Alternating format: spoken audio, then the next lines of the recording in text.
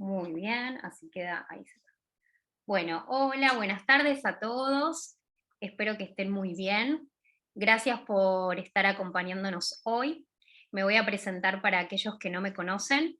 Mi nombre es Paula Brovia, yo soy psicóloga, soy del staff de profesionales de Alma y doy junto a otros profesionales un taller de estimulación en Humberto Primo.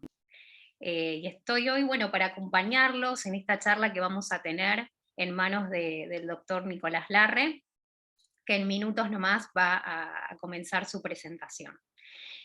Antes que nada, creo que es importante contextualizar que estamos en el Mes Mundial del Alzheimer y es muy importante poder celebrar estos espacios de charla y de distintas actividades, que después más adelante les voy a contar un poquito más qué es lo que tenemos planificado para este mes, y poder abordar esta temática, ¿sí? Que nos atraviesa a todos como sociedad y a nivel mundial.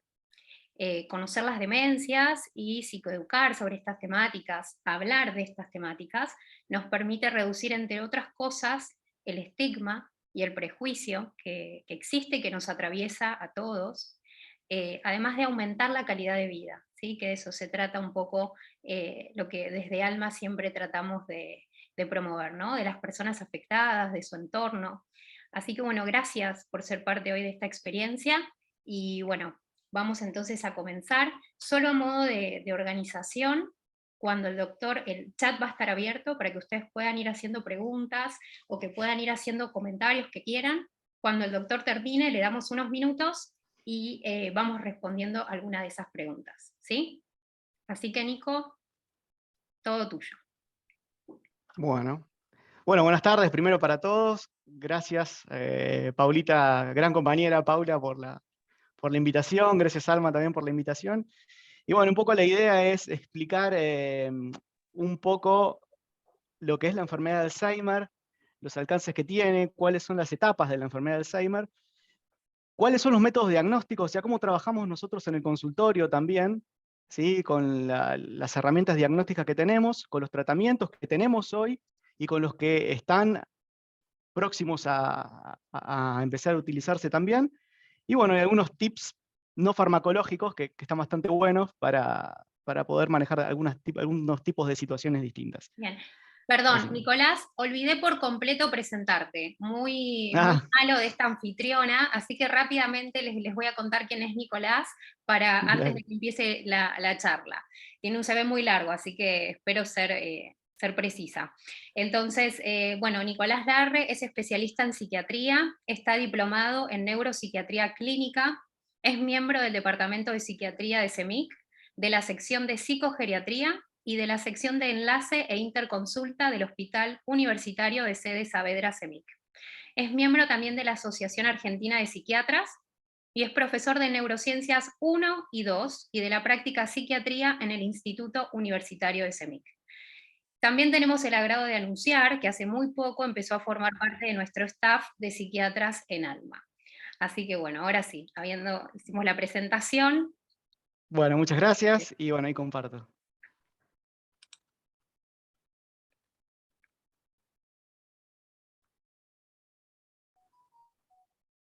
Decime ahí cuando se vea. Perfecto. ¿Estamos? Bueno, empezamos entonces. Primero acá, para empezar un poco con la presentación, quería mostrarles esta diapositiva con estas tres imágenes, en donde vamos a comparar, la fuente de esto es la CELADE, ¿sí? Que como está ahí abajo es el Centro Latinoamericano y Caribeño de Demografía, donde es una pirámide poblacional. Si ustedes ven, la primer pirámide es de la estimación del año 2010, en donde vemos que realmente tiene forma de pirámide, donde en la base vamos a tener los nacimientos, ¿sí? A medida que uno va hacia arriba, va el aumento de la edad.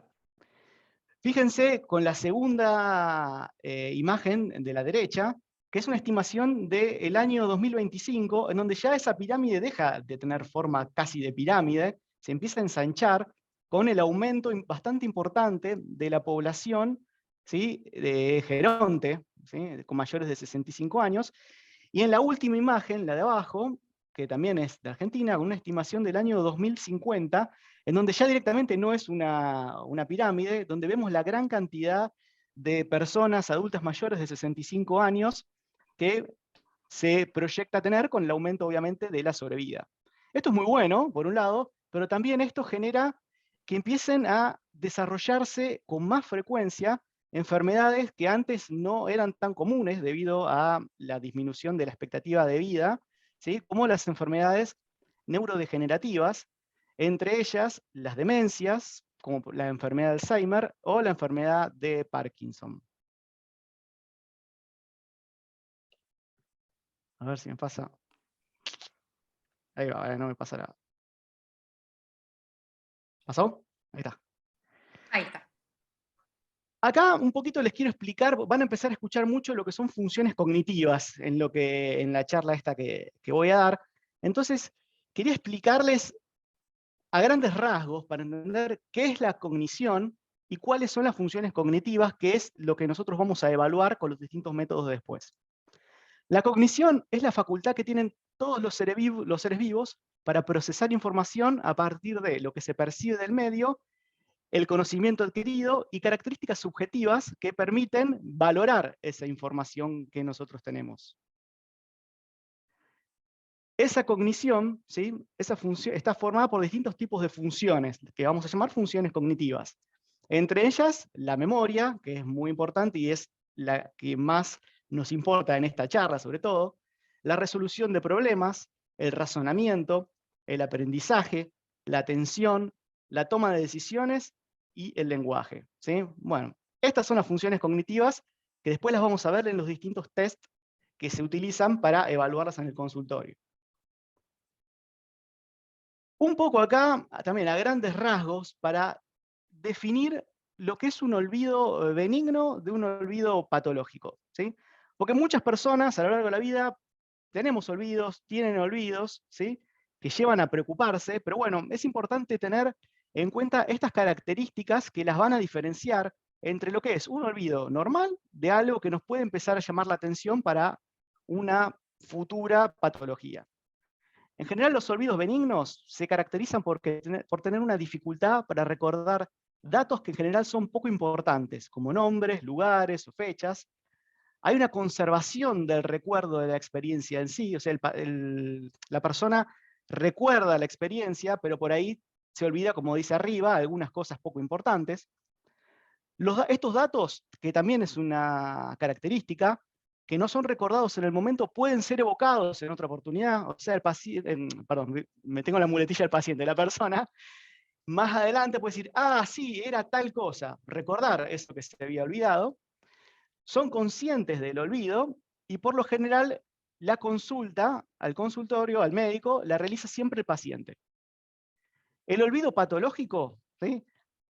Se difiere en que hay dificultad para recordar datos importantes que son recientes, se pueden olvidar situaciones completas, por ejemplo, olvidarse que fueron a comprar al supermercado, que fue el cumpleaños del hijo, o que salió a caminar. No van a recordar posteriormente eso que olvidaron. El paciente, acá si el paciente lo minimiza el olvido, ¿sí? Y pueden presentarse distintos episodios como confusión o desorientación en la calle. Y en general, la consulta, en este caso, es impulsada por el familiar. Viene a la consulta el paciente y el familiar. El paciente dice, yo estoy bien, no tengo ningún problema, no sé por qué me traen. Esa es típicamente una de las diferencias entre ambos olvidos. Bueno, vamos a hablar un poquito ahora sí, empezar a definir lo que es la enfermedad de Alzheimer. La enfermedad de Alzheimer es una enfermedad neurodegenerativa progresiva. Cuando hablamos de degeneración, ¿sí? Significa que hay un deterioro de la función de un tejido porque hay muerte de sus células, ¿sí? Empiezan a morir células y eso hace que la función del tejido empiece a mermar. En el caso de neurodegeneración, hablamos de muerte de neuronas. Se caracteriza la enfermedad de Alzheimer porque va a haber una declinación de las habilidades cognitivas, acuérdense lo que les fui mostrando, una declinación de la capacidad funcional, eso es, realización de actividades básicas e instrumentales de la vida diaria, llamamos actividades básicas a lo que es bañarse, vestirse, comer, dormir, y más a las actividades instrumentales, ¿sí? A lo que es manejo de dinero, realizar actividades de la casa, hacer compras, cocinar, control de medicación. La enfermedad de Alzheimer es la principal causa de las demencias. Hay otros tipos, esta está a la cabeza. Como les decía, fíjense, causa entre el 60 al 85% de los casos de demencia en personas mayores de 65 años, y fíjense que a medida que va aumentando también la edad, va a ir aumentando el porcentaje. Alrededor del 45% de los mayores de 85 años podrían llegar a tener enfermedad de Alzheimer. Acá hablamos un poco de la prevalencia según edad, ¿sí? Fíjense, de la enfermedad de Alzheimer, entre 65 y 74 años, alrededor del 1% va a desarrollar la enfermedad. Entre el 75 y el 84, alrededor del 19% puede llegar a desarrollar la enfermedad. Y más del 85 años, acá lo figura como el 30, pero bueno, entre el 30 y el 45%, ¿sí? Podría llegar a desarrollar la enfermedad. Y este es otro dato importante, que según la Organización Internacional Alzheimer Disease, las demencias afectan a 44 millones de personas en el mundo, pero fíjense la estimación, que coincide con lo que veíamos en la pirámide al principio. Aumentará a 66 millones para el año 2030 y a 115 millones para el año 2050. Mucha prevalencia y desarrollo de este tipo de enfermedades.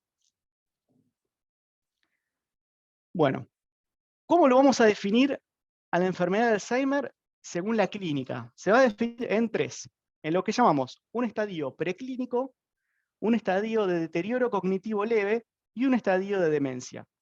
El estadio preclínico es un diagnóstico que hacemos con el diario del lunes, digamos. Cuando empiezan a desarrollarse los síntomas, nosotros decimos de aquí hacia atrás, la enfermedad comenzó a desarrollarse más o menos 10 años antes de la aparición del síntoma, ¿sí? Ese estadio es el que llamamos preclínico. Ahora vamos a ver después cognitivo leve y demencia. A grandes rasgos, esto es a grandes rasgos, las manifestaciones clínicas de la enfermedad de Alzheimer, ¿sí? Son estas. Que el curso de la enfermedad va a estar marcado por unas dificultades en lo que es amnesia anterógrada. ¿Qué quiere decir esto? Dificultades en recordar lo reciente, lo recientemente aprendido, ¿sí? No lo pasado. Estos pacientes recuerdan en general, sobre todo al principio de la enfermedad, recuerdan bien las cosas, pero no lo reciente. Hay quejas habituales, olvidos de acontecimientos y conversaciones recientes, colocación errónea de objetos, problemas para retener fechas, pérdidas en lugares familiares, problemas para recordar tareas complejas, y también es probable que se produzcan errores en la toma de medicación y en el manejo del dinero. Con el curso progresivo de la enfermedad, la capacidad para realizar las tareas básicas va a requerir cada vez más asistencia, hasta que va a llegar un punto en donde los pacientes no van a poder bañarse, vestirse ni cocinarse, y van a requerir asistencia para todo esto. Y ya en fases terminales, ¿sí? Los pacientes pueden perder toda capacidad comunicativa, pueden tener alteraciones de la marcha, puede llegar un momento en donde no se alimentan ni beban por sí mismos y requieren asistencia, y que tengan una ausencia total de conocimiento con familiares, cuidadores y el entorno. Ahora sí, vamos a diferenciar lo que es el deterioro cognitivo leve, que era la segunda instancia que veíamos en el cuadrito, y la demencia.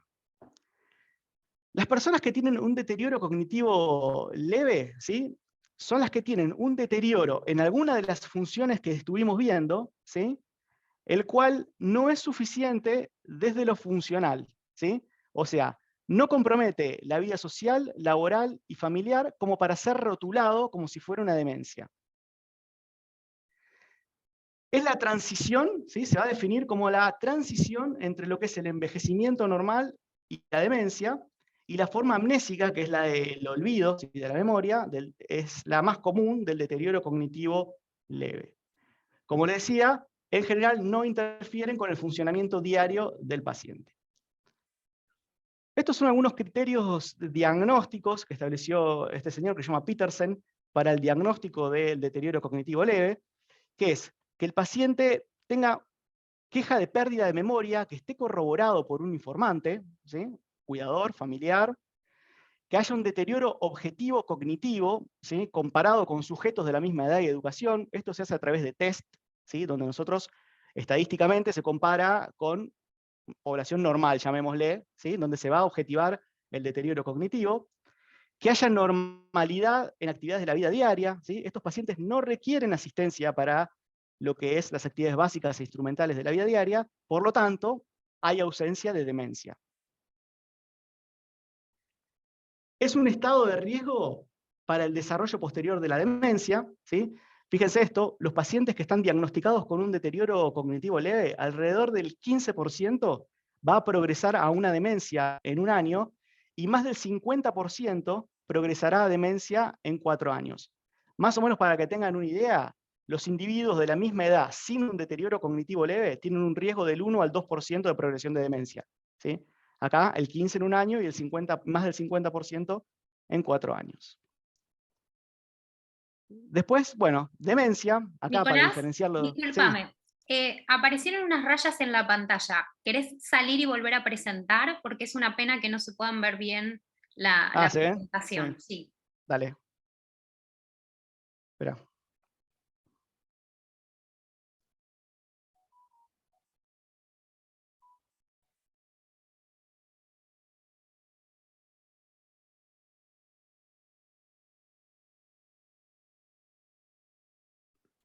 Ahí va, decime si está. Perfecto. Bien, Gracias. bueno. Ahí está.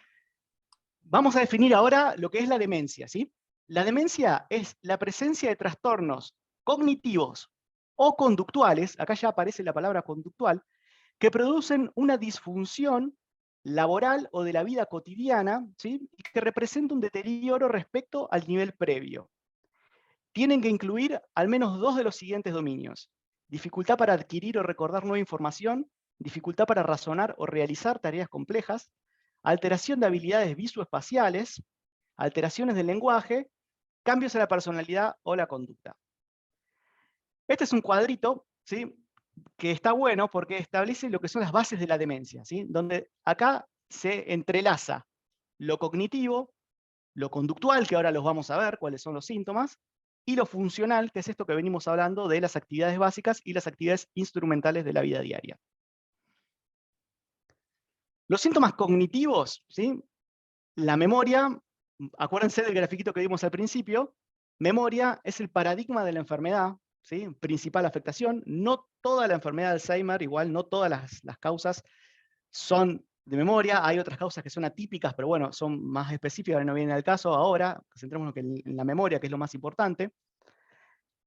El síndrome disejecutivo, donde puede aparecer dificultad en lo que es la planificación, la ausencia de flexibilidad cognitiva, tendencia a la perseveración, o sea, que los pensamientos sean recurrentes, que haya alteraciones en el pensamiento abstracto y en la resolución de problemas, que haya alteraciones en el lenguaje con reducción de lo que es la fluencia verbal, anomias, eso quiere decir que el paciente no pueda nombrar algo que conoce, por ejemplo, uno le muestra una lapicera y no puede nombrar lo que es, o dificultad en hallar las palabras adecuadas, ¿sí? En una conversación. Alteraciones visoespaciales, ¿sí? Donde hay episodios de desorientación en lugares que no son habituales, praxias, donde no pueden acceder al almacenamiento de la información del cerebro, por lo tanto, no reconocen algunos objetos, hignosias, donde falla el reconocimiento de rostros familiares y luego puede pasar en el entorno a medida que va avanzando. Después tenemos lo que se conocen como síntomas psicológicos y conductuales, en inglés BPSD, ¿sí? Que son muy frecuentes y son la apatía, la depresión. La apatía es la falta de interés en hacer algo, la depresión, la ansiedad, agresividad, agitación. Pueden aparecer distintos síntomas psicóticos, entre ellos falsas identificaciones, ¿sí? Que se llaman paramnesias reduplicativas. Por ejemplo, el paciente dice que la casa no es su casa. Distintos tipos de alucinaciones visuales y alteraciones del pensamiento, donde puede haber delirios de abandono, delirios de infidelidad, delirios de robo, delirios de interpretación, le roban aquello que no encuentra, no encontró, esto es muy frecuente, por ejemplo, no encuentra algo en la casa y acusa a los cuidadores de que se lo robaron, o el síndrome de Capgras, donde piensan que su cuidador o su cónyuge es un impostor. Y después tenemos distintos trastornos que son psicomotores, entre los que tenemos la hiperactividad, pacientes que se mueven mucho, el vagabundeo, ¿sí? Lo que se llama wandering y pacing. El wandering es moverse sin un objetivo claro, generalmente entre dos lugares o circularmente, y el pacing es caminar rápido como si fueran incapaces de parar. Agitación, como habíamos dicho arriba, y desinhibición. ¿Sí? Esos son, a grandes rasgos, tanto los síntomas cognitivos como los síntomas psicológicos y conductuales que pueden aparecer en estos pacientes. Un poco de historia acá para decorar. Este señor es Alois Alzheimer, ¿sí? En general, en noviembre del año 1906, en una conferencia de psiquiatría en Alemania, Alzheimer presentó una comunicación sobre una enfermedad específica en el cerebro, en la corteza cerebral, en la que se describían por primera vez una inusual enfermedad de la corteza, como digo, cerebral, donde los síntomas principales eran pérdida de memoria, desorientación, alucinaciones y finalmente la muerte. La enfermedad se había diagnosticado en una mujer de 51 años que se llamaba Augusta D., que había ingresado en 1901 en el hospital de Frankfurt con un cuadro de un delirio celotípico, con pérdida de memoria, alucinaciones, desorientación temporoespacial, paranoia, alteraciones de la conducta y un grave trastorno del lenguaje. Finalmente, Augusta falleció en una infección a causa de escaras que se habían producido producto de estar inmóvil en la internación y de una infección pulmonar. Acá lo que hizo Alzheimer después es estudió el cerebro de Augusta y encontró que en la corteza cerebral era más estrecha que lo normal, o sea, estaba atrófica, estaba más chiquita, y que además existían dos tipos de anomalías que ahora vamos a ver, muy llamativas, que hoy en día siguen siendo las principales características histopatológicas de la enfermedad de Alzheimer, que son las placas y los ovillos neurofibrilares. Acá los tenemos. Entonces, ¿qué causa la enfermedad? La causa de la enfermedad de Alzheimer se debe entonces a la presencia de dos entidades, las cuales van a terminar generando muerte neuronal. Una son las placas de beta amiloide, que están formadas por el depósito de una proteína beta, que es una proteína mal plegada que está en el cerebro, a través de distintos factores de riesgo que después vamos a ver, puede llevar a que esta proteína se pliegue mal, ¿sí? se vuelva insoluble y se empiece a depositar en el cerebro, ¿sí? Y de ovillos neurofibrilares, que es una proteína también que está dentro de las neuronas, que se pliega mal, y esto se lo hace en forma de ovillo, y esto genera la muerte neuronal. Entonces, en la fotito tenemos a la izquierda un cerebro normal, y a la derecha vamos a tener un cerebro con enfermedad de Alzheimer, en donde vamos a ver las placas amiloides que van a estar por fuera de las neuronas, y por dentro de las neuronas vamos a tener los ovillos neurofibrilares, ¿sí? Que termina llevando a la muerte de las propias neuronas. Algo de fisiología de la memoria para entender también lo que pasa acá. El cerebro está formado por millones de neuronas. Estas neuronas forman redes de conexión entre ellas, absorben la información, la mantienen en la memoria a corto plazo, luego la van a pasar a largo plazo. Ahora les voy a mostrar acá para que se entienda. Estos son los estadios de la memoria. Tenemos tres etapas, lo que es la codificación, la consolidación o almacenamiento y la recuperación. Cuando hablamos de codificación, es el momento de incorporar información. Por ejemplo, cuando veo una película, escucho una palabra, se codifica esa información, ¿sí? Por ejemplo, vemos algo, ingresa por los ojos, va a la corteza visual, ¿sí? Se codifica y va a los hipocampos. Ahora yo les voy a mostrar después qué son los hipocampos. Los hipocampos son dos estructuras del cerebro que son como dos autopistas, ¿sí? Que consolidan y llevan la información desde el exterior hacia lo que son las cortezas de asociación, lugares más profundos del cerebro, ¿sí?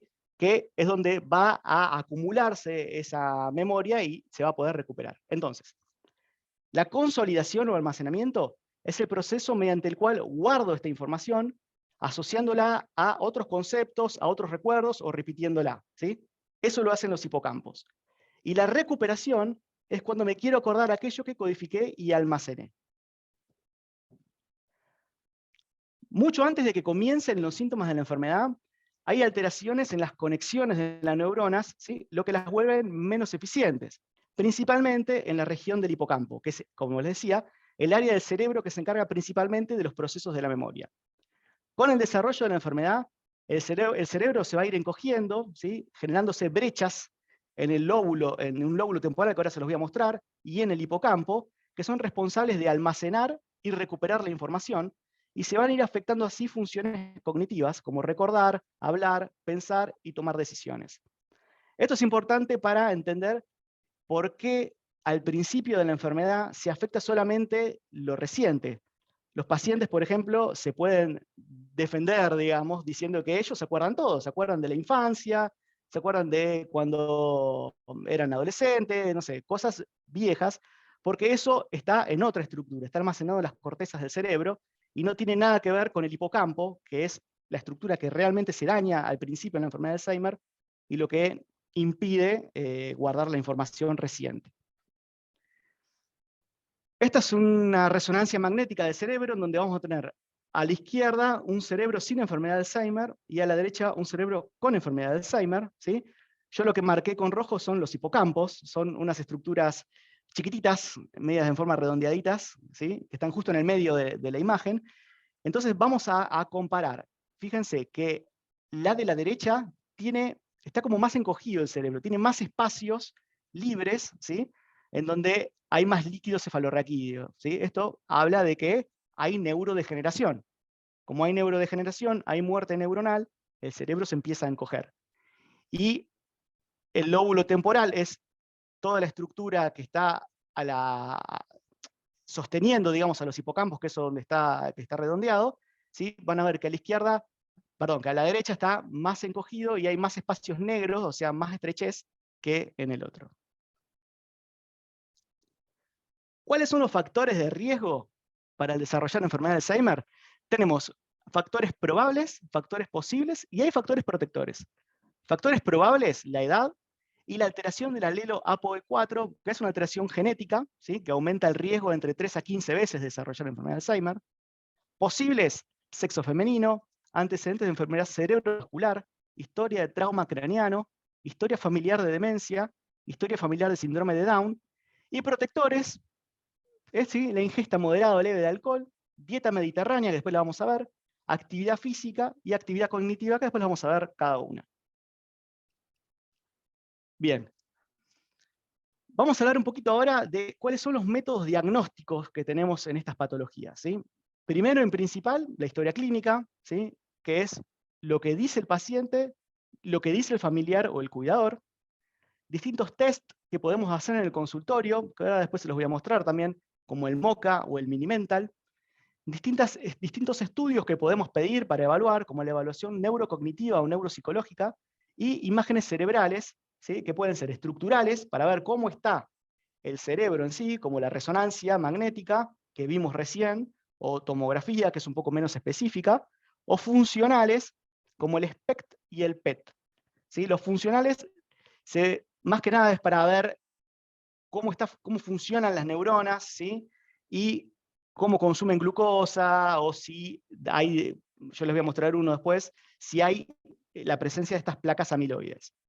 Otros son análisis de sangre completo, y después hay distintos biomarcadores, ¿sí? Que se pueden utilizar a través de punción lumbar, como el análisis de la proteína tau y amiloide en el líquido cefalorraquídeo.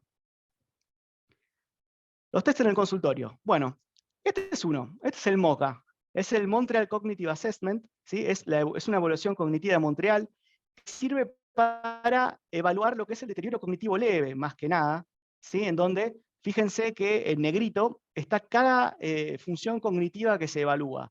La visoespacial ejecutiva, lo que es identificación, lo que es memoria, atención, lenguaje, abstracción, recuerdo diferido y orientación. Esto tiene un puntaje, y en esta escala, si es mayor o igual a 26, va a ser normal. Si es menor, ¿sí? Hablamos ya de deterioro cognitivo. Este es otro, que este es más frecuente para usar en los casos de demencia, se llama Minimental, donde también evalúa distintos tipos de funciones cognitivas, pero no es tan específico como el MoCA, como el anterior, ¿sí? Para lo que es el deterioro cognitivo leve, ¿sí? Porque no evalúa tanto la memoria inmediata, sino que evalúa más otras estructuras. Fíjense que, bueno, no se los mostré, pero en el anterior hay que repetir 5 palabras, ¿sí? El paciente, se le dicen 5 palabras que el paciente tiene que repetir, y en este, por ejemplo, son 3 nada más, ¿sí? Hay algunas limitaciones de estos test, es que hay dificultad para administrárselo a personas con alteraciones como déficit en la visión, en la audición, o dificultades en el lenguaje, y no permite distinguir entre distintos tipos de demencia ni entre el deterioro cognitivo leve. Es un test orientativo del consultorio. Una vez que hacemos esto, nosotros pedimos el resto de los estudios que sí son mucho más específicos.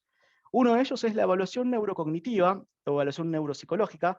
Este estudio lo hace una neuropsicóloga o neuropsicólogo, ¿sí? En donde, fíjense acá también, se evalúa los distintos tipos de funciones cognitivas. Este es un estudio que se hace en CEMIC, justamente este, por eso puede decir CEMIC,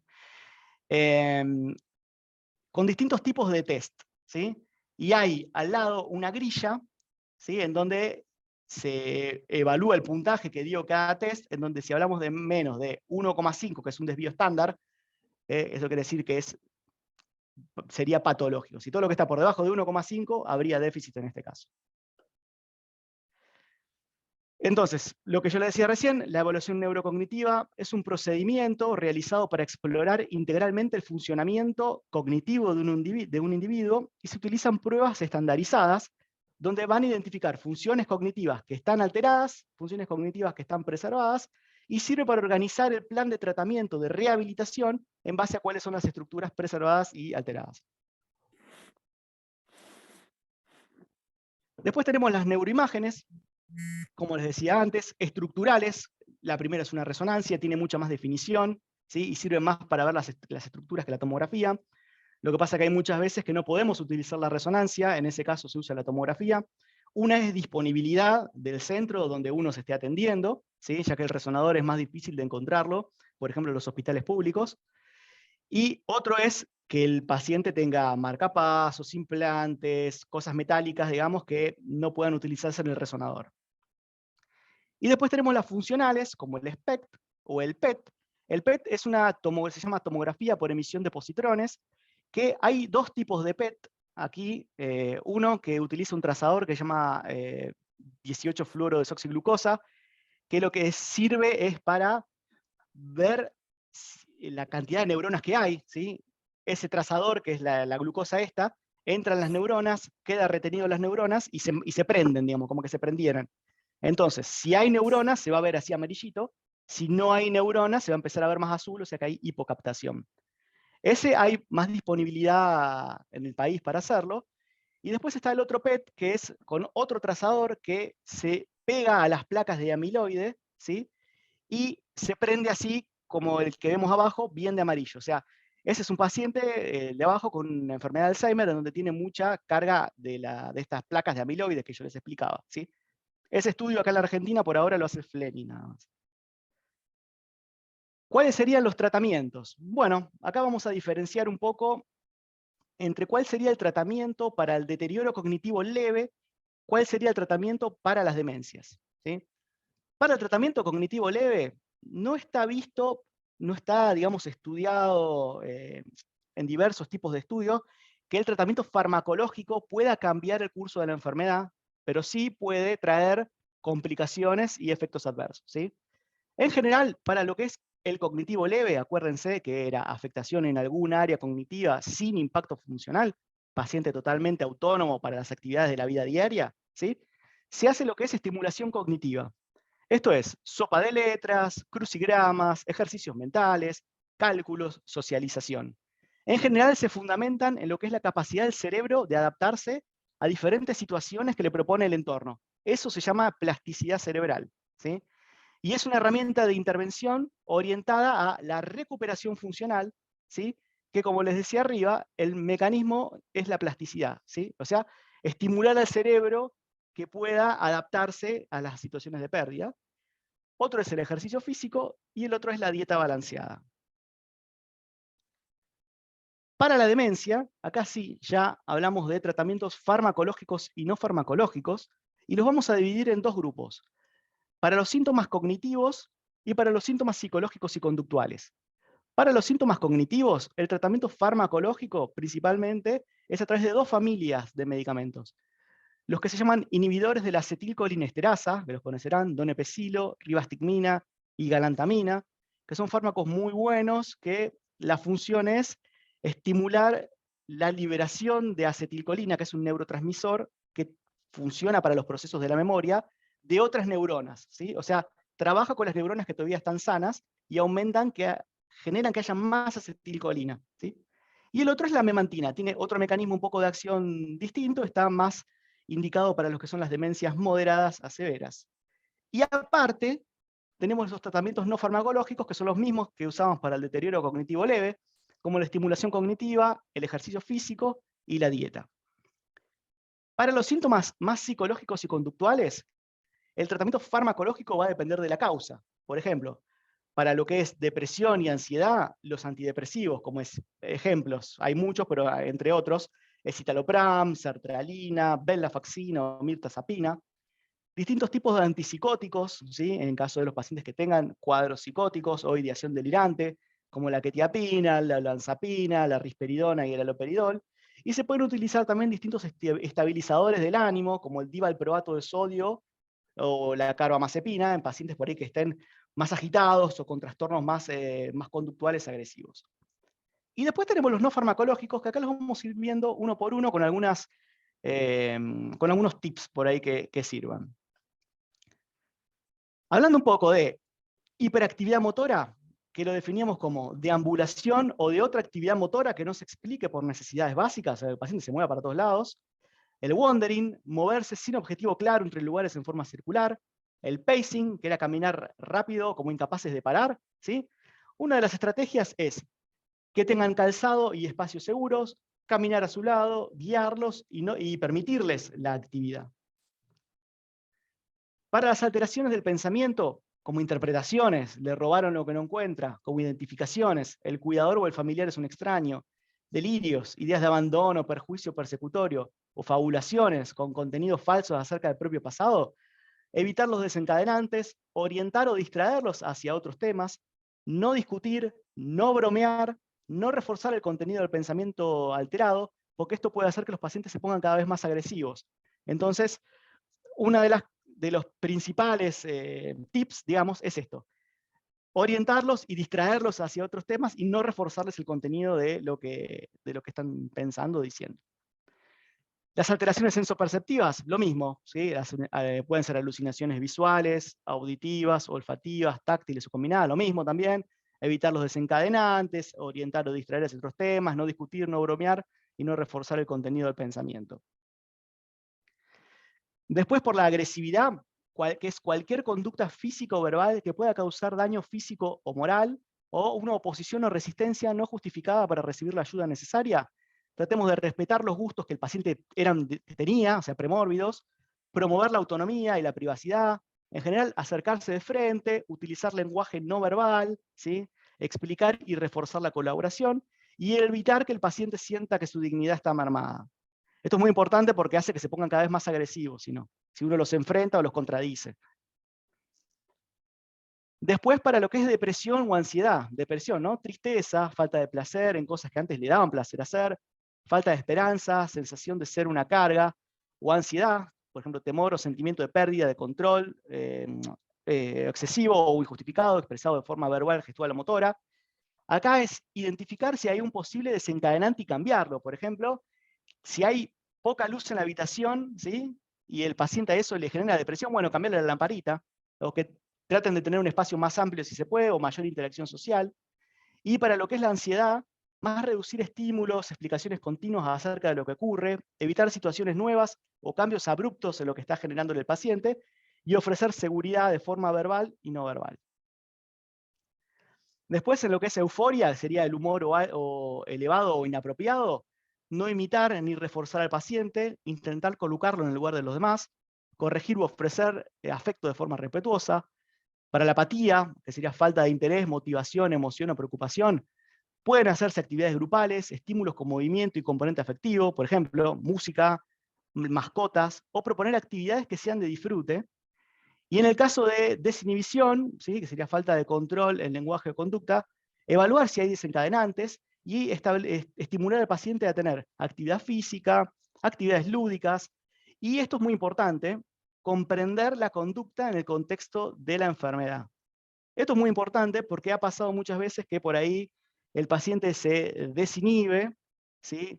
De forma sexual, ¿sí? Y los hijos se enojan con ellos, que es entendible, pero bueno, intentar entender que no lo hacen a propósito, sino que es parte de la propia enfermedad, ¿sí?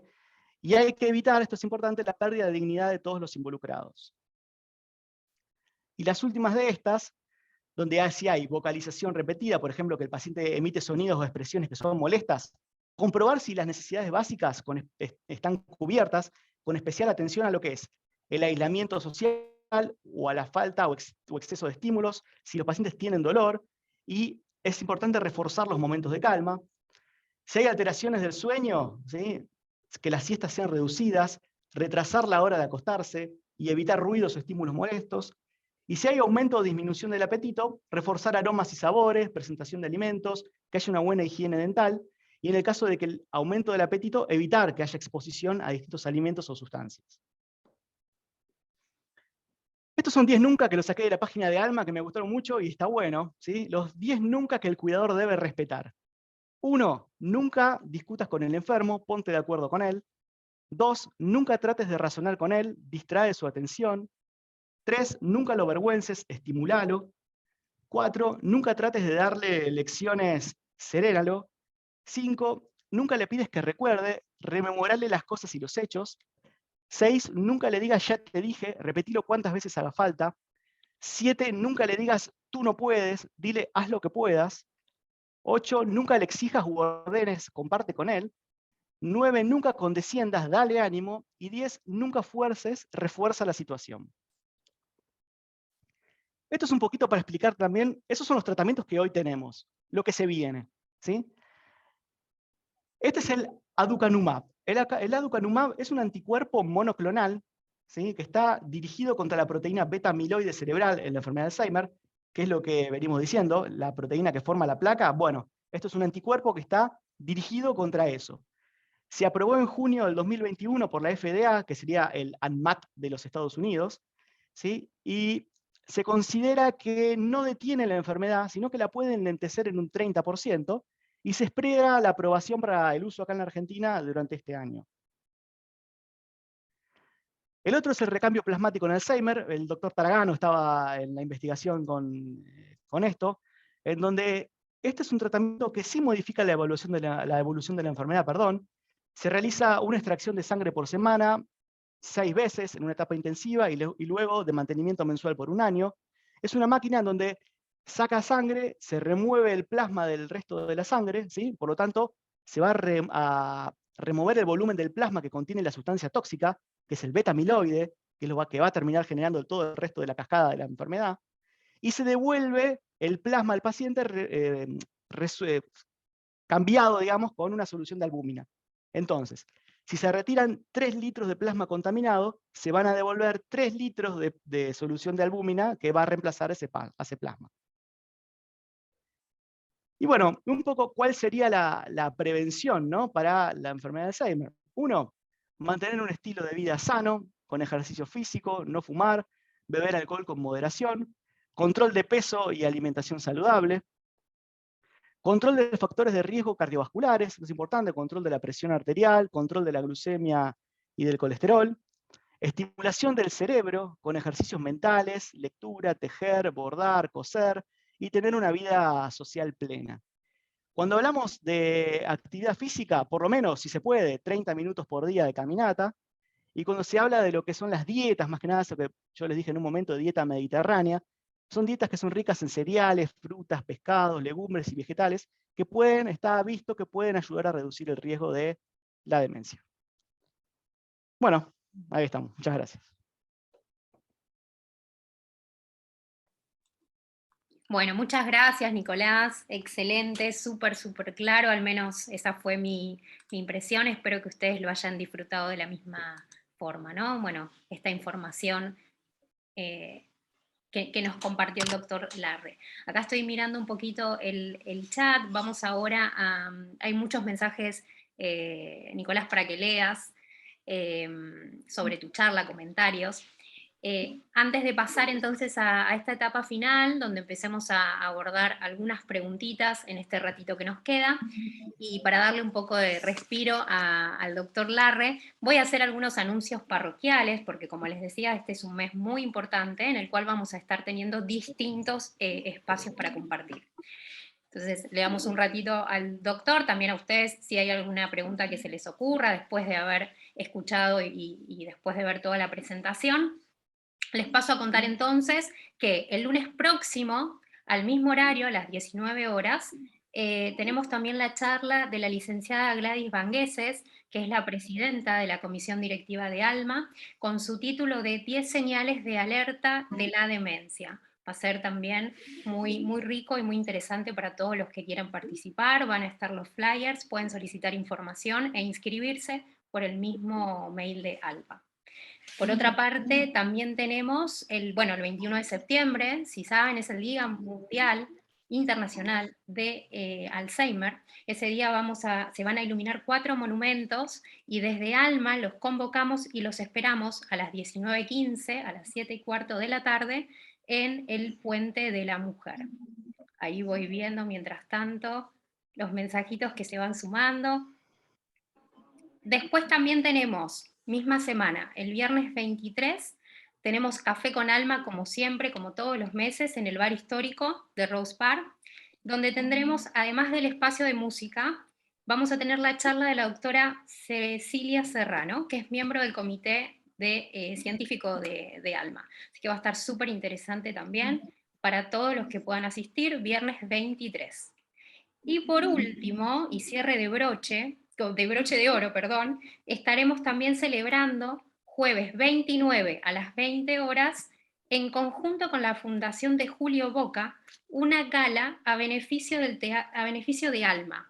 Esto va a ser en el Teatro Globo, las entradas las pueden comprar por la web, van a estar también circulando los flyers para que todos puedan, y los que quieran acompañarnos y sumarse.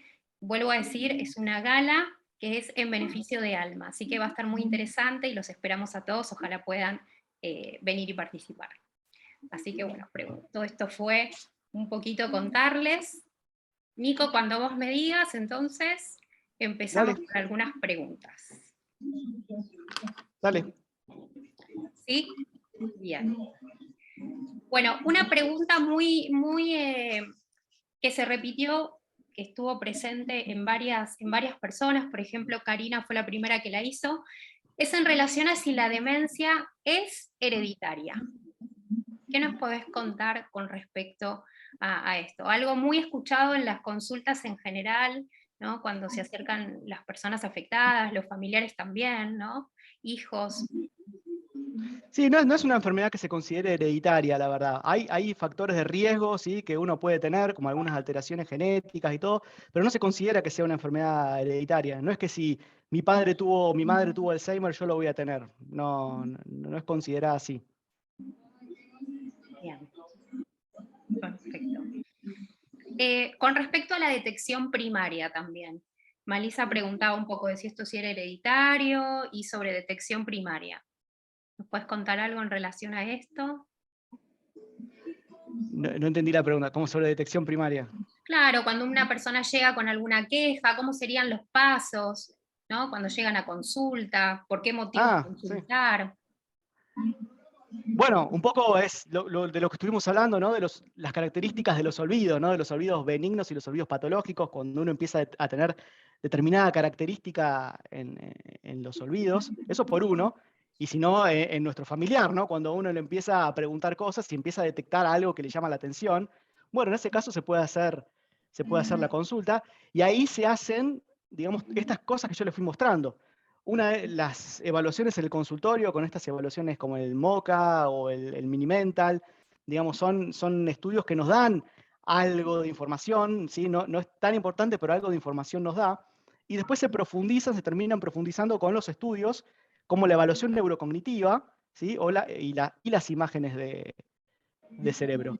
Una vez teniendo todo eso, ahí uno ya más o menos puede ver dónde está parado, ¿sí?, cuál sería el diagnóstico presuntivo.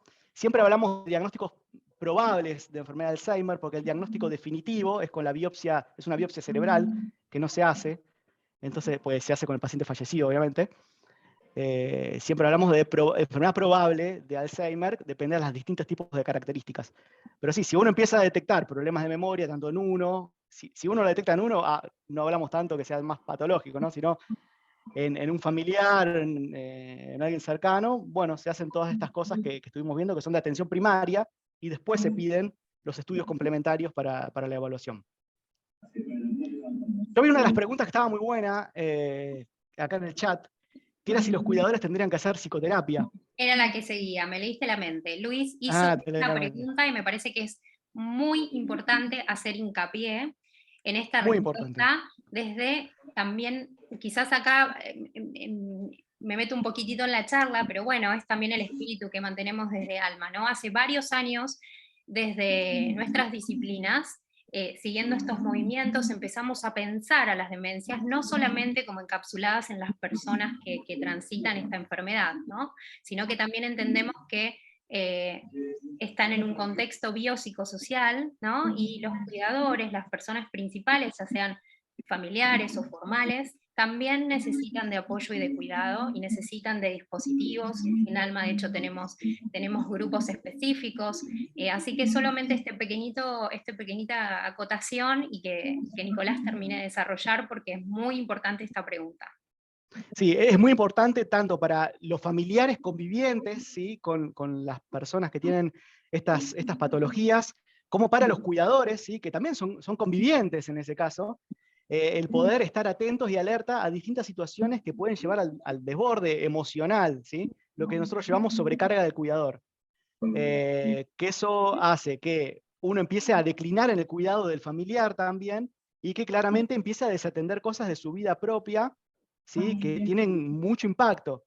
Entonces es muy importante, ¿sí? Evitar la sobrecarga del cuidador, que es muy frecuente. Por eso hay que estar muy atento y alerta a los signos y síntomas de depresión y de ansiedad que puedan tener y hacerse atender para poder estar bien uno mismo y poder brindar la atención y la contención a nuestro ser querido que está padeciendo. Excelente. También teníamos otra pregunta de Laura y otra más en relación a cuestiones más psiquiátricas, ¿no? Que tiene que ver con esto de demencia y trastornos psiquiátricos que hablabas, ¿no? Los síntomas conductuales, psicológicos. Preguntaban específicamente por medicación.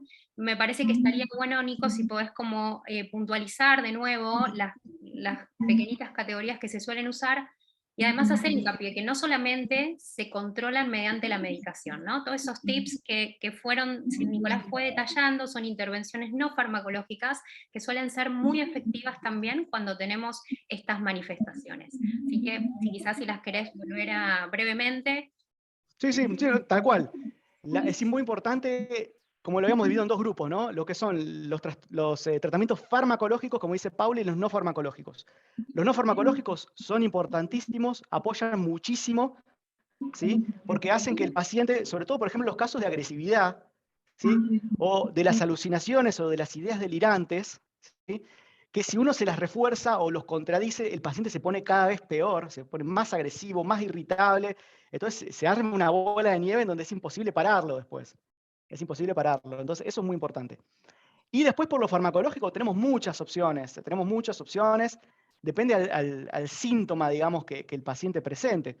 Si hablamos de agitación y agresividad, se pueden utilizar los antipsicóticos, se pueden utilizar los estabilizadores como el tivalproato, como la carbamazepina. Si hablamos más de depresión y ansiedad, los antidepresivos, escitalopram, venlafaxina, mirtazapina, se van a utilizar, depende del perfil también que tenga cada paciente y el perfil que tenga cada fármaco. Les doy un ejemplo. La mirtazapina, que es un muy buen antidepresivo, tiene dos efectos adversos. Uno es que genera sedación, genera sueño, y otro es que genera aumento del apetito. Entonces, si nosotros tenemos un paciente que tiene una depresión y acompañada a la depresión tiene trastornos del sueño y hiporexia, que es falta de apetito, la mirtazapina es genial, porque le pega a los tres problemas que están apareciendo, ¿sí? Eso por eso, depende cada perfil de paciente y de efecto que tenga el fármaco que nosotros vamos a utilizar para eso. Buenísimo, muy bien. Quizás también hay otra pregunta muy interesante tenía que ver con esto de que las neuronas se morían, ¿no? Entonces, cómo incide la estimulación cognitiva. También hablaron de microbiota saludable, hablaron del efecto de la alimentación, ¿no? Que vos planteabas como un factor protector. ¿Qué nos podés contar con respecto a esto, a la estimulación? Sí, un poco, bueno, las neuronas que se van perdiendo por la enfermedad no se recuperan en general. Neurona que muere, neurona que murió. Entonces, es muy importante estas evaluaciones, ¿no? Como la evaluación neurocognitiva, en donde nosotros detectamos cuáles son las áreas que están más afectadas y cuáles son las áreas que están más preservadas. Entonces, lo que se hace acá es trabajar sobre todo sobre las áreas que están preservadas para evitar que se deterioren, ¿sí? Ese es el principal objetivo, trabajar sobre lo que está sano, porque lo que se va perdiendo es difícil de recuperar, ¿sí? Eso es muy difícil. ¿Puede mejorar un poquito con los fármacos? Sí, como les decía, por ahí con estos inhibidores de la acetilcolinesterasa, como aumenta la acetilcolina, ¿sí? Puede generar una mejora en determinadas, pero no va a ser, digamos, muy significativo. Pero sí lo otro que es la estimulación, ¿sí? Porque se trabaja sobre lo que está preservado para evitar, digamos, enlentecer la progresión y la pérdida de esas funciones. Después con la alimentación está visto, hay muchos estudios que han visto que estas dietas que son dietas mediterráneas, son ricas en omega 3, aceite de oliva, pescado, cereales, todo eso, favorecen, digamos, la neuroplasticidad del cerebro, entonces se ha estudiado que es buena. Y otra es la actividad física, también favorece la plasticidad y porque es una forma de controlar los factores de riesgo cardiovasculares que pueden también empezar a complicar el cuadro, como la hipertensión arterial, la diabetes, el colesterol alto y eso. Excelente, muy bien. Hay una pregunta un poco técnica, si querés, como para ya ir cerrando. Tenemos una pregunta en relación a la venlafaxina, la quetiapina, el clonazepam. La tenemos en la última, es una pregunta que me hicieron de forma directa. Preguntan si hay alguna contraindicación de la venlafaxina con la quetiapina, el clonazepam, la memantina y la rostacina. ¿Contraindicación entre ellas? Sí, si es contraproducente una con la otra. Mira, son fármacos que se usan para distintas cosas. Ujú. No hay en sí una contraindicación entre ellas. Depende, como decía al principio, depende de lo que cada paciente tenga, es la estrategia farmacológica que se va a utilizar. Y no hay. Hay muchos pacientes que utilizan gran cantidad de remedios y no están contraindicados entre sí, no. Ninguno de esos. Bien, excelente. Bien. Em, También hay otra muy interesante en relación al Parkinson, Nicolás. Em, Decían si el Parkinson se puede prevenir y hablaban un poquito de la relación Parkinson-Alzheimer. ¿Querés muy chiquitito contarnos un poco sobre esto? De la prevención, estamos hablando más o menos de lo mismo que en la enfermedad de Alzheimer, digamos, el mecanismo es parecido, ¿sí? Hay pérdida de neuronas, neurodegeneración, entonces no hay una forma hoy de prevenir la enfermedad. Una vez que se desarrolla, no. ¿Qué te puedo decir de prevenir de nuevo? Factores protectores, ¿no? Tratar de tener la mayor estimulación cognitiva posible, pues eso va a hacer que el cerebro esté muy entrenado. El ejercicio físico, el comer sano, todas esas cosas son las que van por ahí a enlentecer un poco la progresión o la aparición de los síntomas, pero no es que haya algo que lo pueda prevenir, sino, digamos, sería la panacea, ¿no? Nos podríamos curar a todos. Ojalá, ojalá. Y ¿Y lamentablemente no. qué Ojalá que algún día se incidencia pueda. tiene el Parkinson con el Alzheimer? Me preguntan también. ¿Qué Mirá, comodidad? los mecanismos, sí, a ver, son mecanismos distintos, pero no de tan distintos. O sea, claro, un poco lo que dice Sol ahí, van un poco de la mano. A veces que la enfermedad de Parkinson, ¿sí? A largo plazo, ¿sí? Es otro mecanismo en el sentido en que es otra proteína la que se afecta, ¿sí? Pero a largo plazo termina generando deterioro cognitivo, termina generando problemas de memoria. O sea, a la larga, lo que es llamémosle técnicamente alfa-sinucleopatía, que es lo que es la enfermedad de Parkinson, ¿sí? puede generar trastornos a nivel de las placas beta-amiloide y mismo al revés. Bien. Perfecto, muy bien. Bueno, no sé si alguien más tiene alguna otra pregunta que quiera hacer. Ya vamos cerrando entonces la jornada. Algo que les gustaría compartir.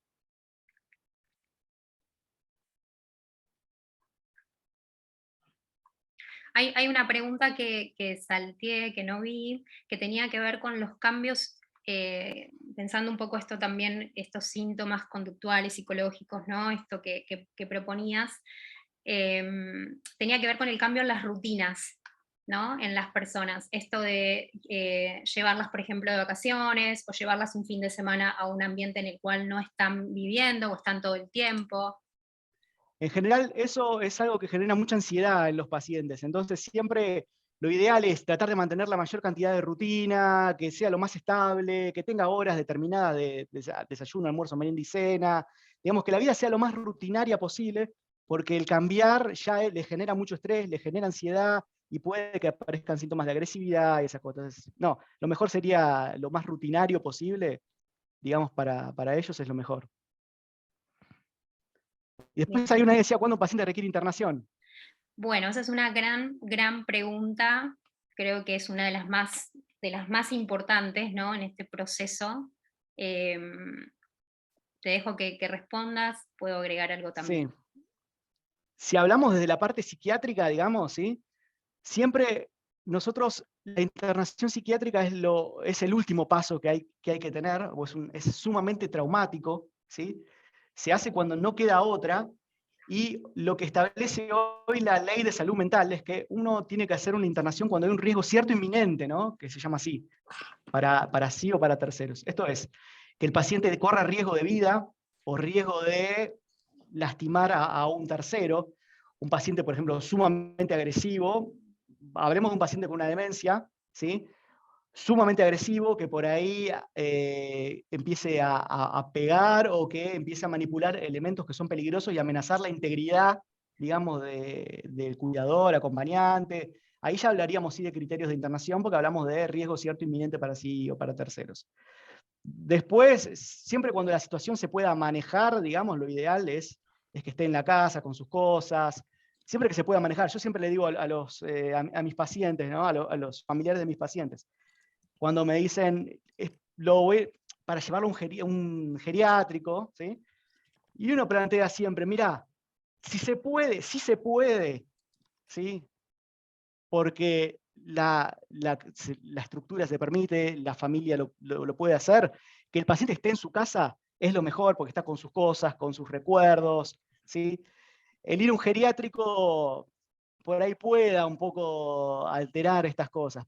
Pero yo siempre lo digo, si se puede, lo mejor es que esté en la casa. Si no se puede porque no puede haber nadie que lo cuide por un tema económico, también hay muchas vertientes que pueden pasar acá. Sí, bueno, pero siempre lo ideal es que esté en su casa con sus cosas. Y la internación, como les digo, psiquiátrica, siempre que haya riesgo cierto inminente para sí para tercero, eso es el criterio de internación psiquiátrica. Perfecto, perfecto.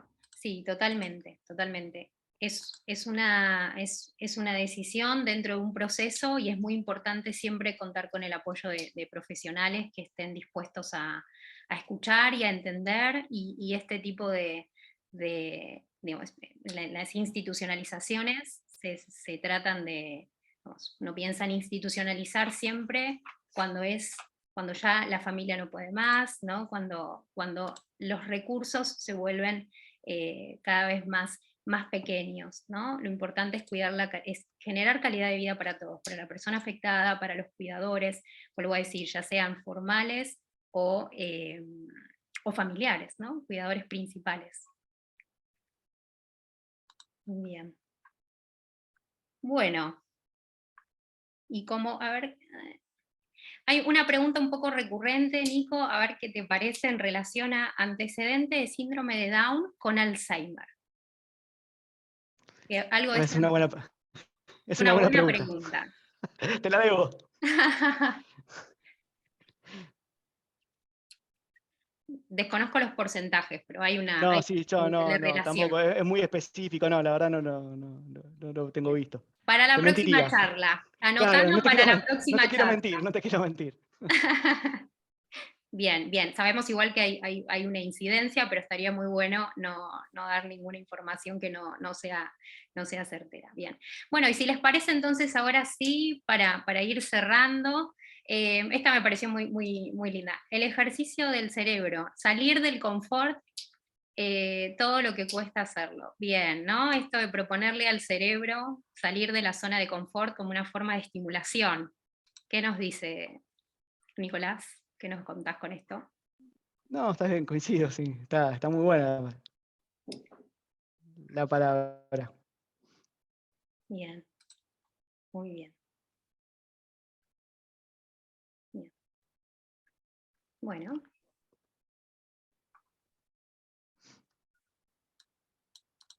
bien, también hay algunas preguntas por privado que hacen en relación a los servicios que ofrecemos desde Alma. Pueden acceder a la página web que siempre está presente. Yo ahora voy a copiarla en el chat, o no sé si está, veo que está Nora. Hola Nora, hay gente acá de Alma también acompañando, no sé si quieren decir algo, decir unas palabras, y que está Sandra también. Si quieren pasar, nos pueden poner por acá el link de la página de Alma, estaría buenísimo, si ya lo podemos pasar. Ahí estás silenciado. Sí, la página es, bueno, www.alma-alzheimer.org.ar. La página web les va a abrir las posibilidades de todos los servicios, pero algunos fueron dichos, ¿no? Están los talleres de estimulación que se van sumando presenciales, vamos dejando un poco los virtuales, pero algunos todavía están. Hay grupos de apoyo para cónyuges y para familiares. Hay asesoramiento personalizado, telefónico o presencial, pero con turno. Hay asesoramiento legal, que también entrando al correo de Alma pueden solicitarlo. Bueno, eso en términos generales es todo lo que podemos ofrecer desde Alma, ¿no es cierto? Estas charlas que son tan importantes. No sé si pudiste copiar la página, Paula. Sí, ya la copié, la tienen en el Bien. chat para que puedan acceder, entonces acá lo puedan ver. Acá A está. través de info@alma-alzheimer.org.ar es el correo para que puedan acceder a todo lo que nombré. Es la manera que hoy tenemos para que consulten sobre qué necesidad tienen y puedan acercarse. También hay psicoterapia, bueno, los doctores, neurólogos, psiquiatras que atienden. Así que todo eso a través de la página y de info, o llamando, ya que estamos, lo decimos, al 4671-1187. Perdón que por ahí preguntaban qué día es lo de la iluminación. Es el 21 de septiembre, miércoles, 19:15 en el Puente de la Mujer. Y como siempre les decimos, aunque no puedan ir, lo importante es que puedan difundir. Tal vez no puedan acercarse, pero haciendo la difusión ya nos ayudan mucho, igualmente con la gala.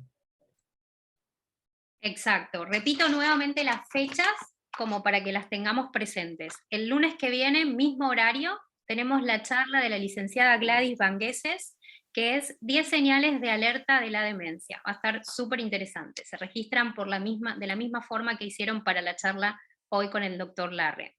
El 21 de septiembre se van a iluminar monumentos, 4 monumentos, y los esperamos a las 19:15 en el Puente de la Mujer. ¿Sí? Esto va a ser el 21 de septiembre. En esa misma semana, el viernes 23, tenemos el café de siempre, Café con Alma, en el bar histórico de Rose Bar, donde tenemos, además del espacio musical, la charla de la doctora Cecilia Serrano, que es de nuestro comité científico de Alma. Va a estar muy interesante también. Y para cerrar con broche de oro, el jueves 29 a las 20 horas, estamos celebrando, junto con la Fundación de Julio Boca, una gala a beneficio de Alma. Va a ser en el Teatro Globo, las entradas pueden comprarse por la web. Esto entonces jueves 29 a las 20 horas. Están más que invitados e invitadas, y como decía Nora recién, agradecemos muchísimo la difusión que ustedes puedan hacer de estos espacios, aunque quizás no puedan participar, ¿sí? Así que los esperamos. Una última cosita, porque es una perlita. Desde el miércoles pasado comenzamos con la radio de Alma. Alma tiene su propia radio. Esto es en el espacio que nos ofrece el Teatro del Globo. Acá sí que acordarme del link va a ser difícil, pero si entran a la página de Alma está la radio de Alma, que se llama La Voz de Alma. Vamos los miércoles de 6 a 7 y seguimos tocando todos temas que tienen que ver con nuestra asociación, con el Alzheimer. Empezarán a venir profesionales también de la salud, o haremos entrevistas, así que también si nos quieren acompañar en la radio va a ser también otra instancia de acercarse a toda esta problemática. Vamos a tocar distintos temas, y también la radio luego es subida al YouTube de Alma. Ya está el primer programa en el YouTube de Alma, ya se acaba de subir hoy, el que hicimos el miércoles pasado. Alma tiene YouTube, así como les digo, Alma, YouTube, y ahí encuentran no solamente esto, sino charlas que hemos dado. Las charlas que se están dando se van a subir recién en el mes de octubre. No las van a encontrar ahora de inmediato porque hay muchísimo trabajo y hay muchísimo para preparar para poder desgrabarla y todo el proceso que se tiene que hacer. Pero a partir de octubre van a estar subidas todas las charlas también. Buenísimo, que era otra de las preguntas, ¿cuándo estaba la charla en la página? Así que, buenísimo. Bueno, entonces vamos a cerrar. Muchas gracias, Nicolás, por haber participado de esta tarde. Gracias por tu dedicación. Sé lo que te importaba, que todos pudieran sentirse bien, cómodos, y pudieran llevarse algo de esta charla, así que misión cumplida. Muchas gracias. Bueno, muchas gracias, Pauli, a vos también, una genia. Gracias a todos por los abrazos, por los saludos. Y quiero leer esto que puso Ani Bocio, que está bueno. No olvidar que las personas con demencia tienen su identidad, lo que tiene extensible a todos, Parkinson, demencia, todo. No considerar solamente la enfermedad, es fundamental la identidad, especialmente para cuidadores externos, no familiares, que deben conocer muy bien la historia de la persona. Muy bueno. Muy lindo, mucha razón. muy bueno. Gracias por traerlo, sí, y por el mensaje que escribieron, muy cierto. Bueno, muchas gracias a todos, los esperamos en los próximos encuentros, y bueno, que tengan una linda semana. Muchas gracias. Bueno, muchas gracias. Chao, chao. Chao, chao.